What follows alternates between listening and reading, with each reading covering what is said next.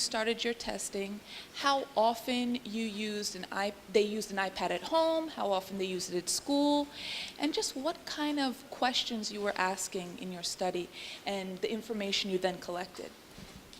Great question.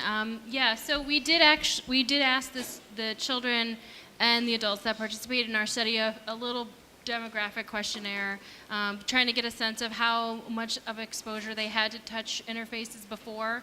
And in our studies, most of the kids and adults had exposure to iPads before, or smartphones, and they had been using them at least, semi-often, if not every day. So one of the things we would like to do is actually move to expand our studies to include kids that haven't necessarily had access yet, because it's still, there's still a digital divide still in that. We see iPads as being really,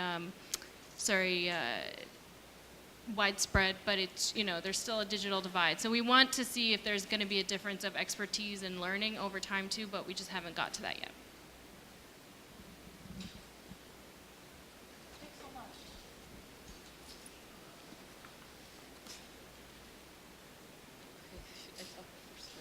Can you stand up?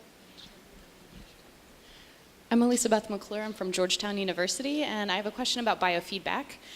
So I know from my own personal experience, for example, with internet connectivity problems or something, that when I encounter some barrier to the use of technology, I get very frustrated, and it takes a little while to calm down, get back to using whatever I'm using, and I'm sure that's a pretty common experience. And I kept thinking about that in this biofeedback presentation, which, by the way, was incredible. I'm very excited about it.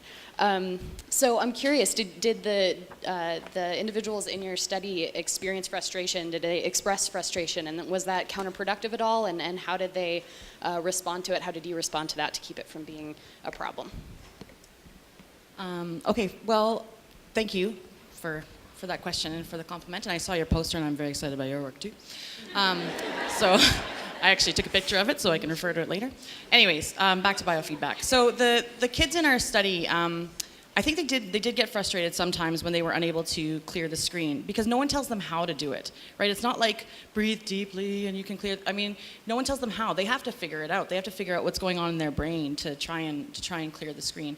So I think they did get frustrated sometimes, but you have to think that this is in comparison to kind of a traditional intervention, which is, really painful and really boring. And the goal is not to make it easy for the kids. The goal is to help them learn how to manage this condition that they have to live with for the rest of their lives. So I think that they were happy to play games as treatment.